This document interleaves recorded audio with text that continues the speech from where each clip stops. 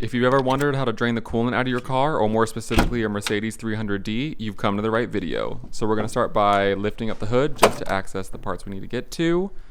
And then we're going to come down to the front of the car and locate our radiator drain plug bolt. So this is a cheap little plastic piece. Keep an eye on it. Sometimes they get weak as the years go by, so be ready with a spare just in case. You can loosen it with Phillips head screwdriver, a flathead, or this strange little cast wrench we had here. Almost anything will work. And then we're going to use a towel to grab the coolant overflow lid because they do stay warm for quite some time.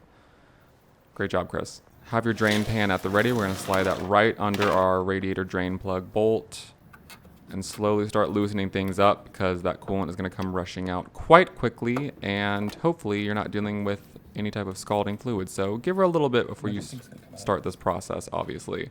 I don't know. When we filtered that, And maybe right? wear gloves. You know, hindsight is 20/20.